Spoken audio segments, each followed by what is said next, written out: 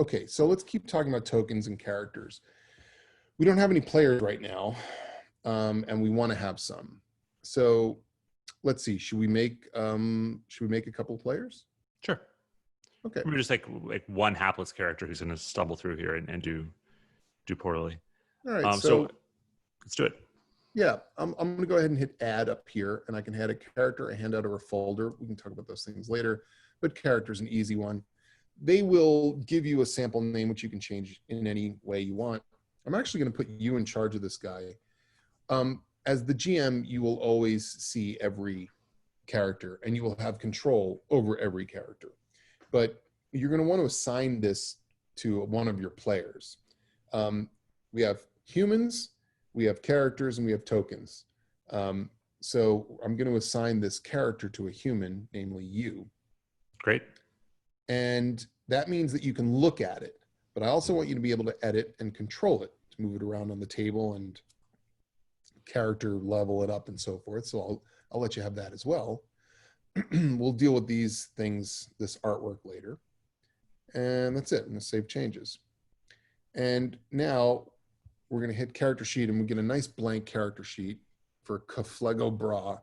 And we're going to use the character mancer to create a new character. And we'll go real fast.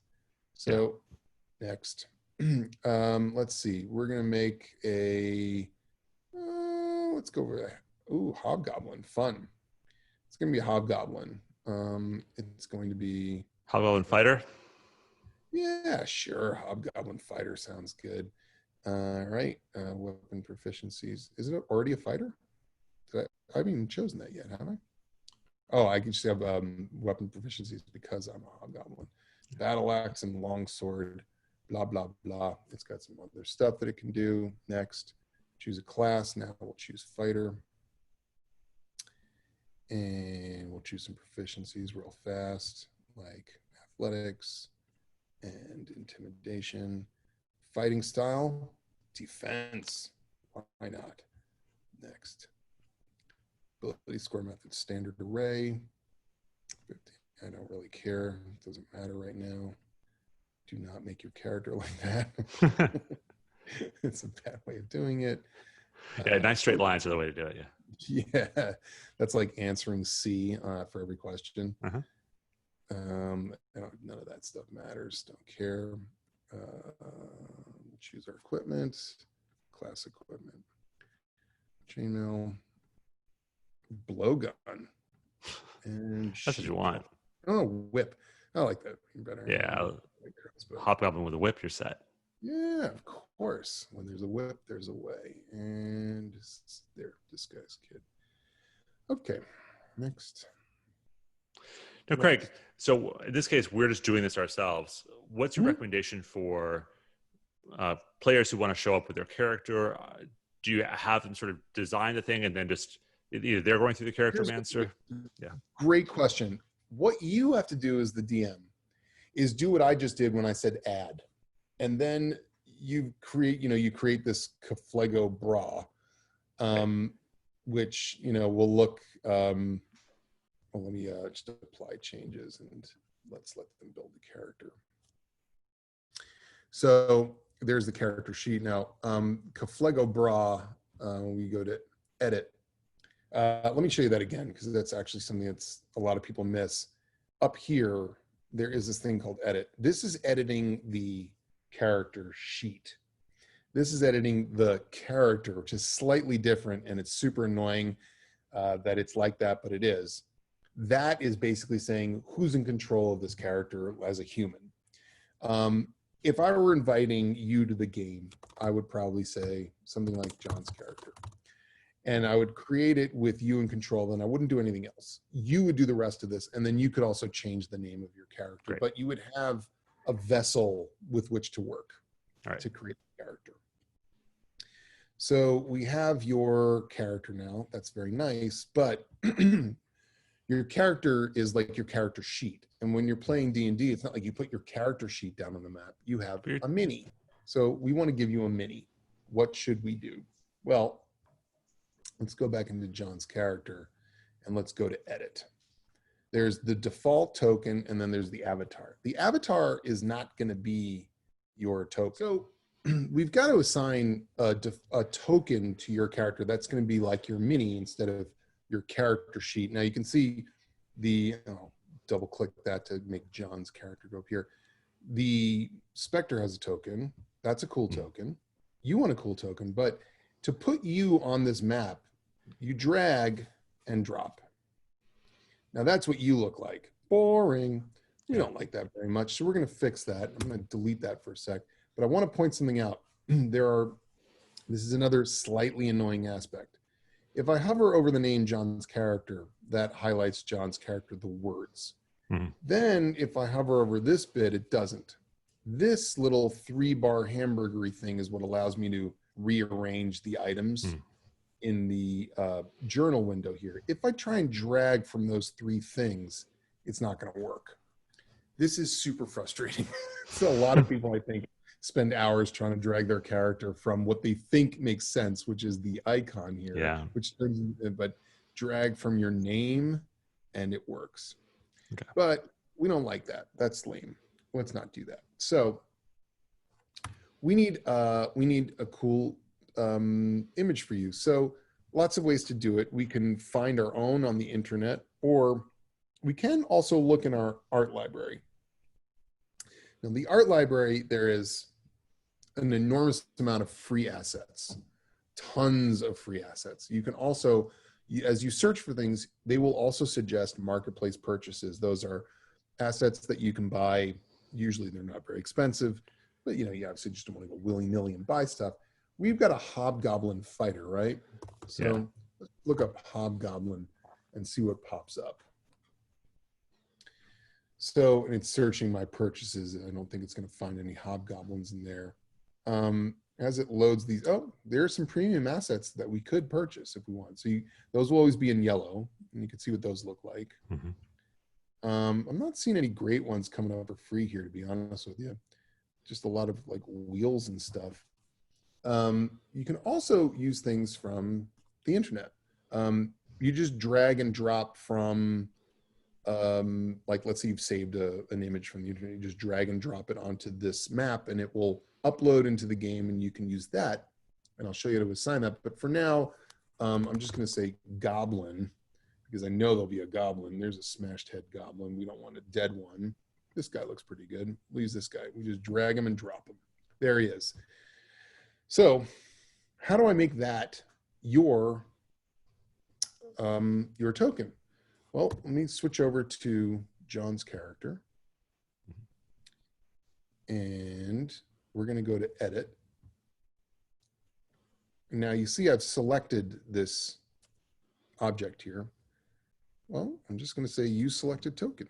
And there it is. That's you. All right. So fun.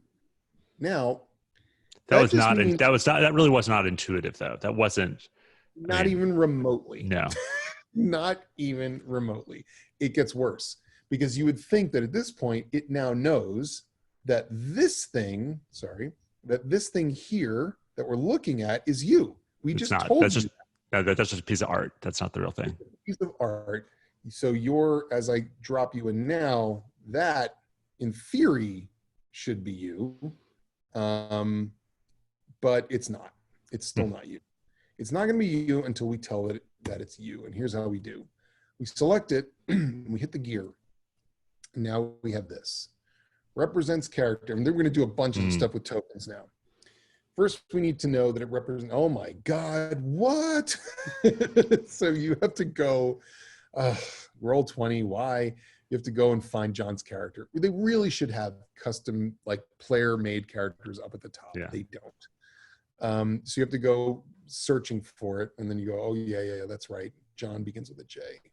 And generally with these kind of pull down menus, typing the first letter will jump you to that place, so that could be a little bit of speed, but you never know. You know what? Let's see. If I go to H, yep, you're right. J, John's character. Good job. The name is John's character. Obviously, once you change the name, it will change. You can show the nameplate, which means that everybody will see the name underneath it or not. Controlled by, determined by character settings. Well, so that at least you don't have to tell it. It knows that John's character is controlled by somebody. And who is it controlled by? Back up here in edit, controlled by John August.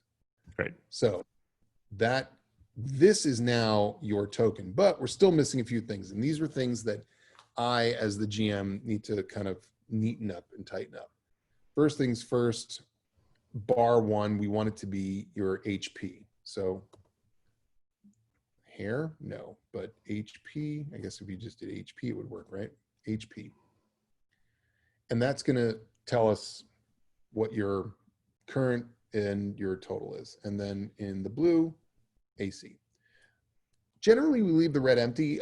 You can use red for all sorts of things. You can use red for temporary HP. You can also use red for height if you have a flying character. It's up to you. Save changes. Okay, so now we have John. Now, here's more not intuitive stuff. You would think that John can see things because he's a hobgoblin with eyeballs. But all tokens start blind, and there is a reason for that. Every character on the board, every token that can see, the system has to make calculations for, like on the fly as it moves around because of all the lighting and ray tracing. So what they do is they make everybody blind because you, the DM, well, I can see the specter. I don't need the specter to see stuff. I can see everybody. But you, if you're a player and you don't see everything, you can only see what you can see. So we have to set your sight. So let's go back over into this little handy dandy gear thing here. And we're gonna go not to this because it's not ready yet. We're gonna go to this, to advanced. These things here, bar 1, bar 2, bar 3, bar location above, that's this little green thing here that says 12 out of 12, and you can move these around up and down. Sometimes I move them. It's up to you. A lot of times what I'll do is I'll have them below and compact. And let's see how that works. So that moved it down to there, and it's up to you. You can play around with those, but one thing to know is that those bars will not be seen by other people except for the people that control it. And that, again, I don't know why they do this like this, but you see player permissions, name, see edit, bar, see edit. Edit means those who can edit it can see it. This is not intuitive. So who can edit the token? Well, the player in charge of it and the GM. Great. If you wanted everyone to look at it, then you would click this, and that meant everybody that can see things can see it. Okay, let's talk about this. This area here is going to be the part that is the most tricky and the most important. This is going to describe how your character can or cannot see. So the first things first, if we want this character to actually be able to see anything, it needs to have sight. That means it can see. If it has sight, just as I've described it, angle 360 just means it can see, assuming it can turn in a circle, it sees all around it.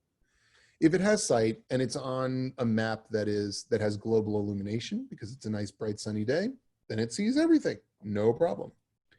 But if it's in a dark house, like for instance, this one, well, having sight in a pitch black room isn't any good at all. You don't see anything. But this guy happens to have dark vision. He is going to be able to see in the dark. So what do we do with this? This is something that they are making better for dynamic lighting once it works, but it ain't working yet. So we're going to deal with how, they make it more intuitive in dynamic lighting. But here's how it works here. If you want a character to be able to see in the dark, that character essentially is going to be emitting light like a lantern. They are their own lantern, essentially. Standard dark vision is 60 feet of dim light. The way that they set the light up is the first box is the total amount of light distance you have by radius. Mm-hmm. And then the second one is where in that number it starts going dim. Okay.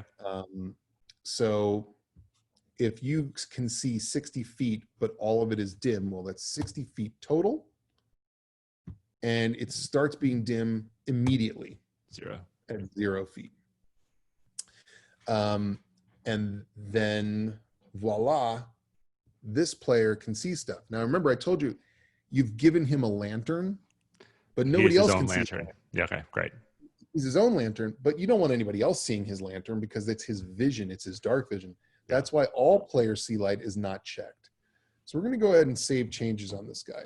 So in theory, if you had a character who could like emit light themselves, like they were made of flames or something, they could actually just be emitting light. Or if they, for whatever reason, we'll get into carrying torches and stuff like that, but that's another possibility.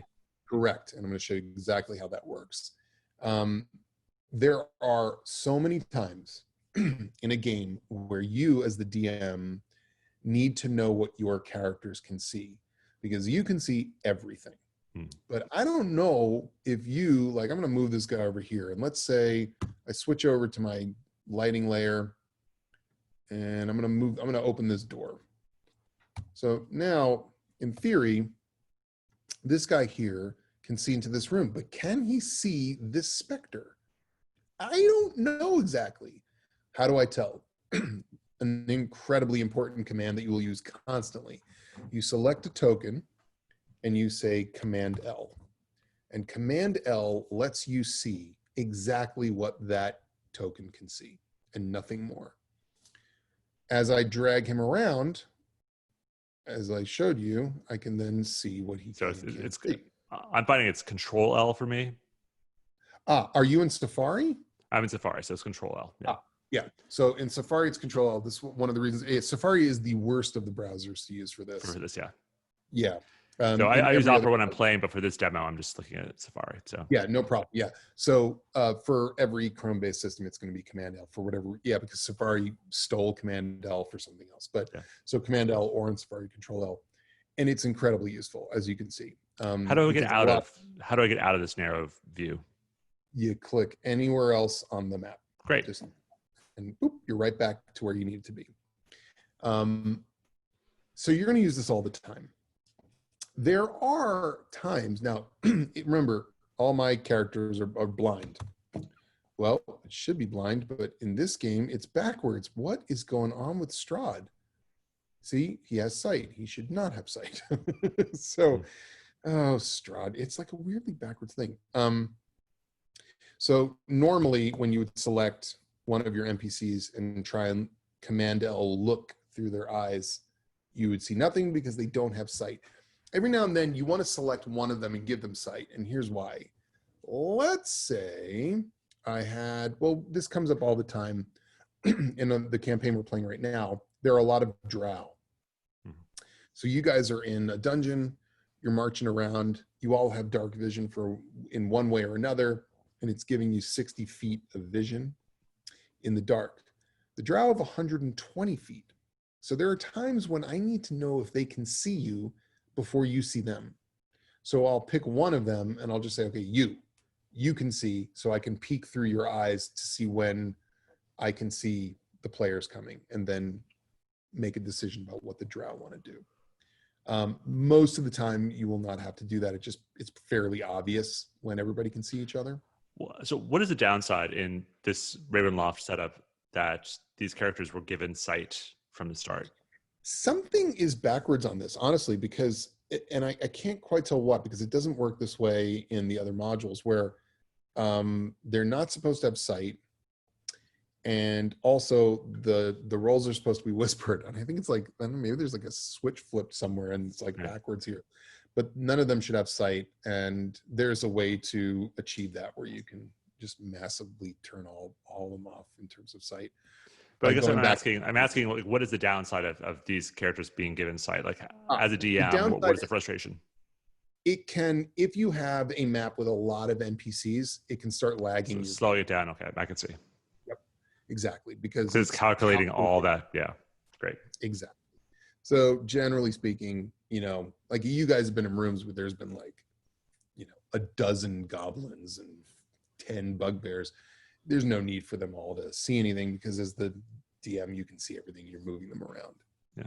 So that Command L is incredibly useful.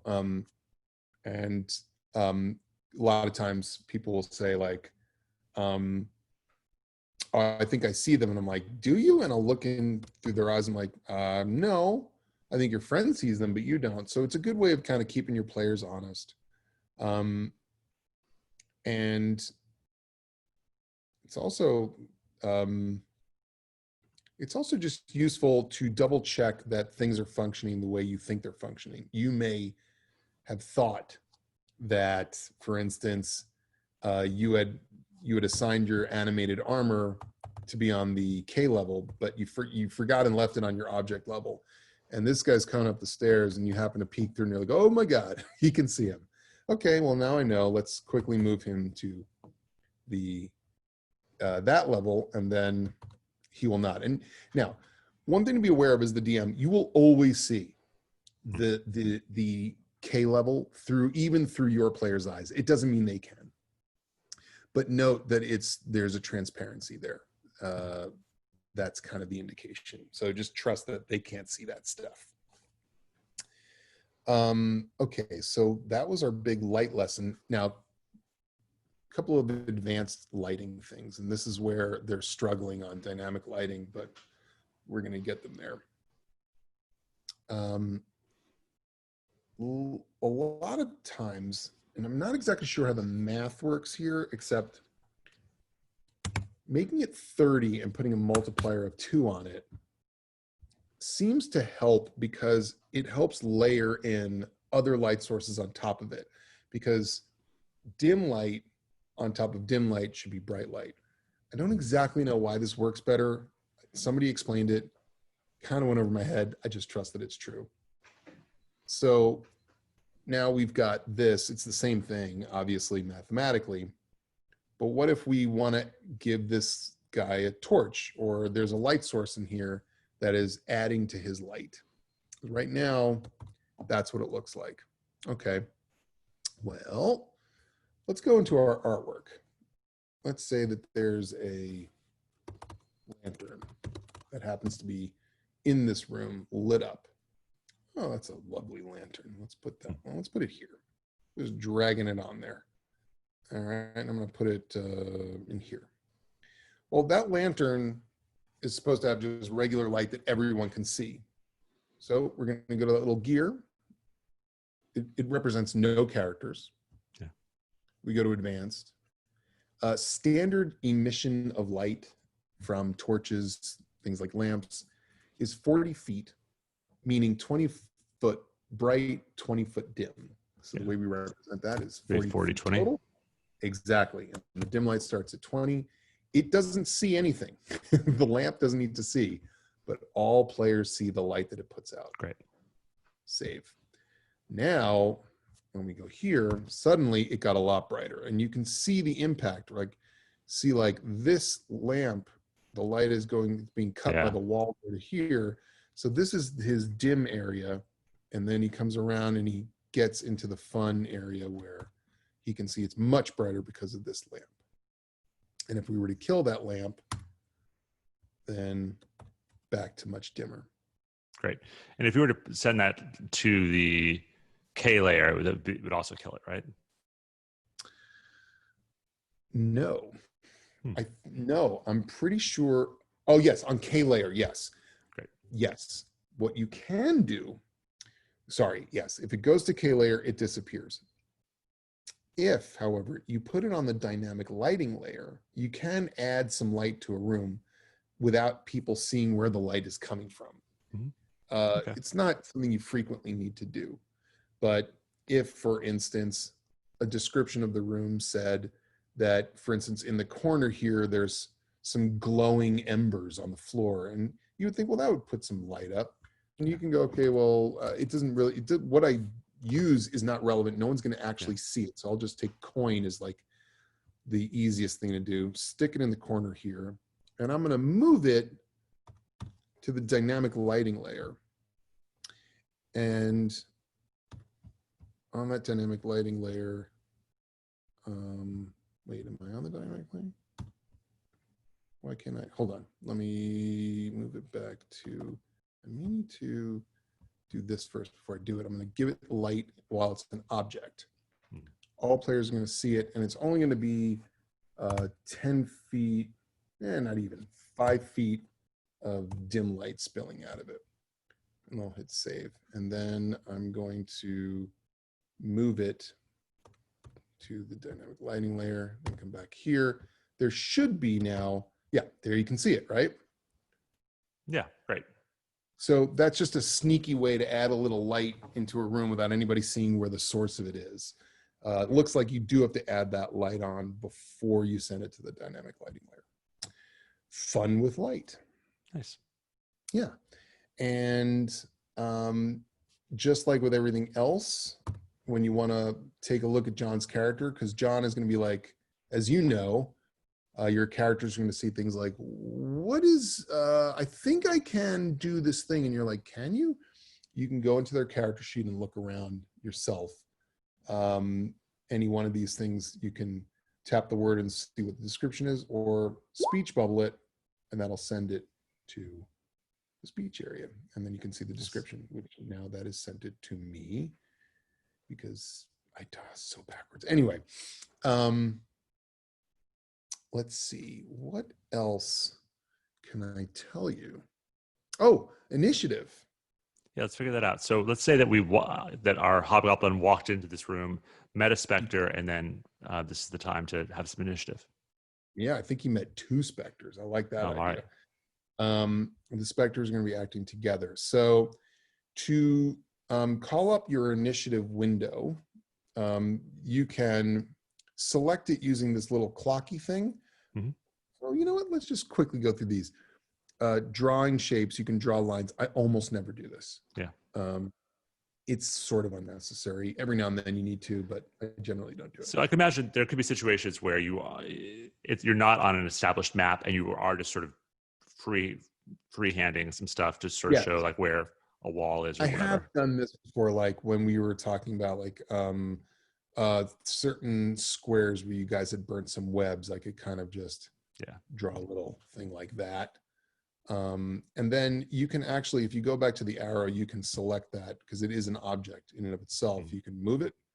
You can move, well, it comes in pieces, I guess, of the actual drawings that you made, or you can just get rid of it as you desire. This I literally never, ever use because it just is not great. It's like these effects like breath, acid breath. So then I don't even, it's just like, whoop-de-doo. The magnifying glass is something that you can adjust with this is just how close you get into the map. I will adjust that frequently for myself. The measuring tool is super important. I generally measure things from corners, so I like to snap to corner. Most of the times I am showing to others. I'll say like, okay, yeah, well, I don't know if you can quite hit that all the way over there because we drag like to there, it's this far away. As you're dragging, if you hit Q, you can make an angle. And every time you hit Q, you can make a different, thing. So you can show a path. But a lot of times I also want you to not see it because I want to know if you're close enough for me to do a thing without you knowing that I'm measuring.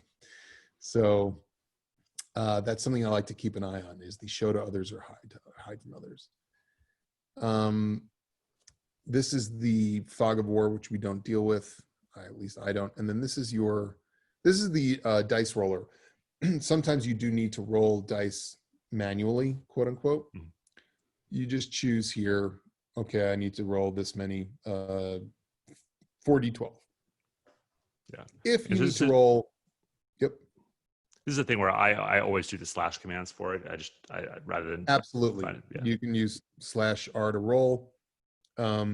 if you need to do an advanced roll, if you need to do 8d10, you can always click on your advanced dice roller and just, drop it in like so. You can even add on, it's going to be 8d10 plus 20, and then you roll it, and boop, there it is. Nice roll.